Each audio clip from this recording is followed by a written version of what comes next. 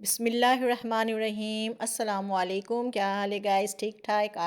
I hope कि आप ठीक होंगे। मैं भी ठीक ठाक हूँ। तो आज मैं अपने मामू के फरमाइश में यानी मेरे मामू के फरमाइश में मैं आज शामी कबाब बनाने लगी हूँ। तो ये सारा सामान मामू लेकर के आए थे, मुझे सिर्फ बनाना था। ये गोश्त की बोटियाँ मैं छोटी छोटी कर ली थी। ये दाल मैंने भिगो दिया था, तकरीबन 2 से 3 घंटा पहले मैं भिगो दी थी। और ये है प्याज, लहसुन, अदरक, गरम मसाला, ये सब मैं निकाल करके रखी हूँ, टमाटर भी। और ये गोश्त मैं छोटे छोटे पीस कर ली हूँ। ये है चना दाल। ठीक है, पहले मैं गोश्त को बॉईल करूँगी, ये सब चीज़ डाल करके, टमाटर भी मैं डालती हूँ। तो मैं अब इनको तैयार करती हूँ। लीजिए जी, मैं पील ऑफ करके सब चीज़ को काट करके कुकर में डाल चुकी हूँ। अब ये मैं गोश्त की बोटियाँ डाल रही हूँ। तो गोश्त की बोटियाँ छोटी छोटी पीस है, ज़्यादा बड़ी बड़े पीस नहीं रखी हूँ, ताकि मैं जिस स्टाइल से मैं बनाती हूँ ना, इसमें थोड़ा मुश्किल हो जाता है फिर बड़ा बड़े पीस रखने पे। तो मैं छोटी छोटी बोटियाँ रखती हूँ। इसके बाद मैं अभी इसमें सारा मसाला डालूँगी। मसाला क्या, अभी मैं पाउडर मसाला डालूँ। ये हल्दी किया तकरीबन 1.5 चम्मच।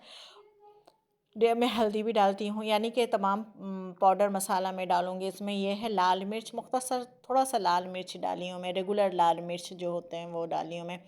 तो उसके बाद में अब इसमें नमक जा रहा है, ये तकरीबन 1.5 चम्मच नमक जाएगा। अभी मैं कम डाली हूँ, आगे चल करके और डाल दूँगी। तो इसके साथ में थोड़ा सा ऑयल डाल दूँगी ताकि गोश्त सही से गल जाए। वैसे तो गोश्त देखने में अच्छा ही लग रहा था, लेकिन कुछ पता नहीं होता वो कुकर घूमने के बाद या वेट घूमने के बाद कितनी देर तक घूमता है, कितने मिनट चलता है, तब पता चलता है कि गोश्त किस टाइप का है। तो ये मैं 1 जग पानी डाल दी, तकरीबन 1 जग पानी डाल दी मैं इसमें। अब इसको अच्छे से मिक्स कर दूँगी। देखें, सारे खड़ा मसाला भी है। टमाटर डालने से क्या होता है कि अच्छा सा खटास सा आ जाता है और कलर भी अच्छा प्यारा सा आ जाता है। अब मैं इसको कवर करके तकरीबन तकरीबन मैं आधे घंटे के बाद इसको चेक करूँगी। इसको मैं अच्छे से, ये तकरीबन आधा घंटा हो चुका है, मैं इसको एयर पास कर दी हूँ। अब देखना है कि ये एयर पास हो रहा है इसका। तो उसके बाद मैं इसको चेक करूँगी गोश्त गला है या नहीं। अगर गल जाता है तो फिर मैं चना दाल डालूँगी। तो अभी तक एयर पास हो रहा है इसका। जैसे ही होता है तो मैं कुकर खोलूँगी, क्योंकि अगर इसमें एयर होगा, कुकर खोलने में ज़रा टाइट हो जाता है। जैसे देखिए, अभी भी थोड़ा सा एयर है इसके अंदर, लिहाजा ये खुल नहीं रहा है। चलें ठीक है, बिस्मिल्लाहिर्रहमानिर्रहीम। थोड़ा सा एयर था, वो भी पास हो गया। अब मुझे ये चेक करना है कि गोश्त गला है या नहीं। तो वैसे देखने में तो अच्छा लग रहा है, गल भी चुका है शायद। तो अभी मैं चेक करती हूँ इसको। सारा खड़ा मसाला है जो नज़र आ रहा है इसको। हाँ, गोश्त गल चुका है, ये बिल्कुल सही गला है। अब इसमें मैं ये डालूँगी चना दाल। वैसे एक गलती हो गई थी मुझसे, ये है कि चना दाल डालने से पहले ही मुझे खड़ा मसाला निकाल देना चाहिए था, तो मैंने निकाली। चले, अब ये तकरीबन चना दाल तकरीबन यहाँ पे गोश्त 3 पाव था, तो चना दाल भी 3 पाव डाली हूँ मैं। दाल भी 3 पाव के करीब में तकरीबन 2 से 3 घंटा में भिगो दी थी। भिगोने से ये होता है कि चना दाल भी अच्छा सा गल जाता है, जल्दी जाता है गल। तो अब मैं ये ढूंढ रही हूँ कि तेज़पत्ता कहाँ गया, ये मुझसे गलती हो गई थी। ये चले, एक मिल गया, 3 है, अब तीनों को ढूंढना है मुझे। चले, दूसरा भी मिल गया, अब ये तीसरा को ढूंढना है। तो मिल नहीं रहा था, खैर मिल जाएगा, ये भी मिल ही जाएगा। तो पानी मुझे थोड़ा कम लग रहा है और डालना है मुझे पानी। इसमें डाल दिया मैंने पानी भी, तकरीबन 1 गिलास पानी डाली थी मैं। तो मुझे और कम लगा ये, इसमें भी कम लगे, क्योंकि चना दाल ज़्यादा पानी पी जाता है। वैसे तो ये भिगोया हुआ था, ज़्यादा पानी नहीं लेता है, लेकिन फिर भी पानी ज़्यादा चाहिए होता है। ये मैं डाल दी और तकरीबन 1 गिलास पानी डाल दी। तो अब मुझे सेट लगा, ये सेट है ये। तो ये मैं अब इसको ढक दूँगी। ये सेट हो गया है, ये पानी डाल दी। अब मैं ये इसका ढक्कन लगा दूँगी। ढक्कन लगाने के बाद तकरीबन इसको मैं 10 मिनट के लिए मज़ीद चढ़ा दूँगी। तो ये वेट वगैरह मैं सेट करके इसको चूल्हे पे रख देती हूँ 10 मिनट के लिए, ये ठीक है। चले जी, अब ये घूमता है जब तक, तो मैं चेक करूँगी। बिस्मिल्लाहिर्रहमानिर्रहीम। ये देखें, पानी भी खुश्क हो गया, थोड़ा बहुत पानी है, तो ये तकरीबन घोटा लगाने में ये सेट हो जाएगा। क्योंकि इसको घोटा भी लगाना है, जिस तरह हलीम में लगता है ना घोटा, इसी तरह मैं इसको पीसती नहीं हूँ, घोटा लगाती हूँ। तो जिस तरह हलीम में लगाते हैं ना घोटा, तो ये इसी तरह मैं इसको घोंटा लगाती हूँ। इससे क्या होता है, रेशेदार कबाब बनता है। यही चीज़ रेशा जो बनता है ना, यही चीज़ मेरे मामू को बहुत पसंद है। कहते हैं तुम जो बनाती हो ना कबाब, इस तरह मैं अब तक नहीं खाया हूँ, बस तुम ही बना करके दिया करो कबाब मुझे। ये देखिए मैं डोई से इसको घोटा लगा रही हूँ, जिससे हलीम घोटा लगाते हैं, इसी तरह मैं इसको घोटा लगाती जाऊँगी, यानी कि बिल्कुल मिक्स हो जाएगा, ये सही से मिक्स हो जाएगा। दाल और गोश्त, गोश्त का बिल्कुल बारीक बारीक सा रेशा हो जाएगा, जैसे हलीम में रेशा करके डालते हैं वैसे ही रेशा हो जाएगा, तो अच्छा होगा। तो इसको मैं मुस्तकिल घोटा लगाती रही। अब इसमें मसाला वगैरह डालूँगी मैं, ज़ीरा है, काली मिर्च है, चाट मसाला है, नमक है, थोड़ा सा काला नमक है, ठीक है, रेगुलर चाट मसाला वगैरह सब, गरम मसाला है, क्योंकि उसमें गरम मसाला में खड़ा कम डाली थी तो इसमें डाल दी सारा मसाला। वैसे अभी मैं मसाला कम डाली हूँ, ठीक है ना। ये हरी मिर्च जो है मैं तकरीबन 3 अदद काट के इसमें डाली थी। ये पुदीना गया, ये हरा धनिया मैं ज़्यादा डालती हूँ, मुझे बहुत अच्छा लगता है, खुशबू सी आती है। तो ये हरा धनिया मैं सारा डाल दी, तकरीबन 1 गड्डी हरा धनिया था और पुदीना आधा गड्डी था, और लाल मिर्च भी कम ही डाली थी मैं। और ये हरा धनिया वो हरी मिर्च, सॉरी, हरी मिर्च में 3 अदद डाली हूँ, बिल्कुल बारीक बारीक काट करके। ये अंडा है, अंडा अब तोड़ करके मैं इसमें डालती जाऊंगी। मुझे इतना एक्सपीरियंस हो गया है ना कि अंडा अगर ख़राब हो तो मुझे पता चल जाता है, शेल के अंदर ही समझ में आ जाता है कि अंडा ख़राब है, उठाते ही मुझे समझ में आ जाता है कि अंडा ख़राब है। इसलिए मुझे ज़रूरत नहीं होती है कि मैं अलग से किसी बर्तन में अंडा तोड़ करके डालूं और देखूं कि वो सही है या नहीं। तो ये मुझे समझ में आ जाता है, तो लिहाजा मैं डायरेक्ट ही अंडा तोड़ करके उसमें डालती जाती हूँ। माशाल्लाह से आज तक मेरा ऐसा कभी नहीं हुआ है कि अंडा मैं डालूं और ख़राब निकले, ठीक है ना। मुझे पहले ही समझ में आ जाता है। ये गलफ़ जो है थोड़ा मुझे लूज़ हो रहा है, हाथ में सेट नहीं हो रहा है। ये मैं इसको अच्छे से बिल्कुल मिक्स कर लूँगी, सही से मिक्स करके उसके बाद मैं इसको कबाब बनाऊँगी। अब इसको मिक्स करती रहूँगी, सही से अच्छे से मिक्स होना चाहिए ये, क्योंकि इस तरह से जब घोटा लगाया करती हूँ तो थोड़ा सा गुठला गुठला सा बन जाता है, तो सही से मिक्स होता नहीं है।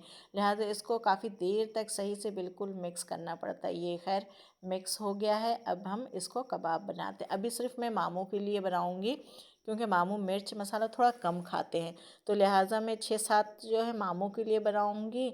और बाकी जो हमारी ममानी जान जो है ना, वो तो एकदम चटपटा, ऐसा चटपटा खाती है ना कि हम लोग खुद नहीं खा सकते हैं, इतने मिर्च मसाला वाला खाती हैं मामी।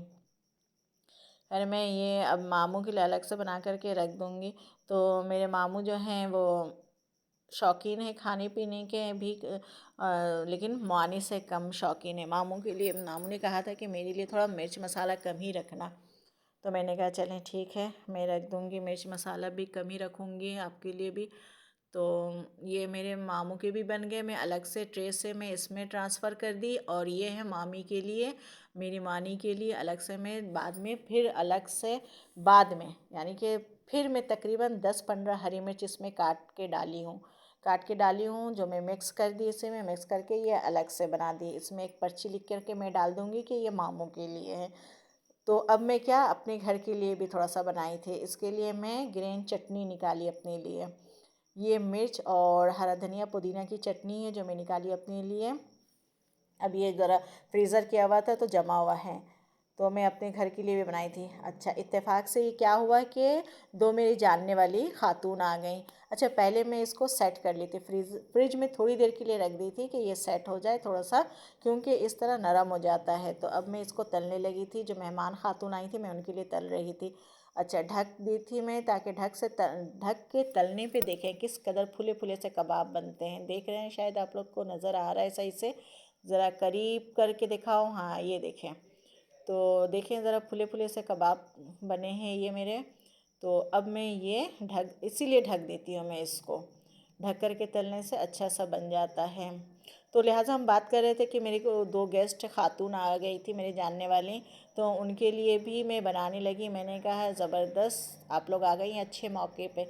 तो मैं अब इसको पलटूंगी तो चेक करना है मुझे कि ये सही बना है या नहीं, नीचे नहीं, अब ये दूसरे साइड से ये सही से भी लाल नहीं हुआ था। तो ये ढक दूँगी मैं दोबारा, बल्कि इसको तेल डालना होगा मुझे थोड़ा सा, क्योंकि खुश्क हो चुका था। तेल थोड़ा सा और डाली मैं, तकरीबन 2 चम्मच तेल डाल करके इसको उसके बाद इसको ढक दूँगी मैं। तो दूसरी तरफ मैं चाय चढ़ा दी थी। जब तक ये चाय हो जाए, कबाब भी तल जाएगा, तो हम लोग थोड़ा बैठ कर के गपशप करते हुए चाय और कबाब खाएंगे। 2 खातून आई थी, मैं अपने लिए चाय नहीं बना रही थी, 2 ही कप चाय बनाई मैं। तो खैर मैं इन लोगों के लिए चाय दूसरी तरफ चाय चढ़ा दी और फिर चली गई, जा कर के मैं उन लोगों से बात करने लगी। थोड़ी देर बात करने के बाद जब मैं आई कबाब चेक करने के लिए, तो देख रही हूँ कि हाँ शायद दूसरी तरफ हो गया है। तो मैं क्या कि साइड इसका चेंज नहीं, साइड तो बल्कि नहीं चेंज की, आगे पीछे कर दी ताकि चारों तरफ से ये सही से पक जाए। अब ये लें, मैं दोबारा इसको ढक दी, चाय भी ढक दी, दम पे लगा दी चाय को। ये मेरी चाय भी रेडी हो गई। फटाफट मैं इसको कप में निकालूं क्योंकि शाम होने वाले थे। मुझे खाना तो नहीं बनाना है, बल्कि बच्चे स्कूल से आ जाएंगे तो रोटियां भी बनानी है मुझे। मैं चाय निकाल दी, उसके बाद उन लोगों के साथ बैठ के थोड़ी देर बातचीत भी करनी है। तो मैं इसको दूध डाल करके कहवा बना ली थी, दूध ऊपर से डाल रही थी मैं। अमूमन तो ये होता है कि मैं दूध डाल के ही पका देती हूँ, लेकिन ये कि सिर्फ 2 ही कप चाय बनानी थी, तो मैं सोची चलो ये वाइटनर है तो ऊपर से भी डाला जा सकता है। जब मैं दोबारा चेक की तो काली लगी चाय में, थोड़ी सी और दूध डाल दी, थोड़ा और दूध डाल दी। अब सेट लगा मुझे, सेट है इसको। अब इसको ट्रे में रख देती हूँ मैं। ट्रे में रखने के बाद मैं ये कबाब चेक करने लगी, कबाब सही बना है या नहीं, दोनों साइड सही से पक गया है या नहीं, ज़रा चेक कर लूँ। जी दोनों साइड पक चुका है ये। तो मैं ट्रे में रखते रखते प्लेट में रख दी। मैंने कहा कि 4 ही ले जाऊँ, 5 का क्या करूँगी, अच्छा नहीं लगेगा। 2 खातून हैं तो 2 ही के लिए 2 4 बस सही है।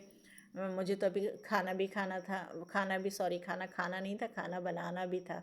तो मुझे इतनी कोई ख़ास भूख नहीं लगी थी, लिहाजा ये मैं 4 कबाब 2 कप चाय, वहाँ जाने के बाद ये 2 कप चाय 3 कप चाय में तब्दील हो जाती। देखें खस्ता और करारे शामी कबाब मेरे कैसे लग रहे हैं, ज़बरदस्त रेशेदार कबाब हो ये।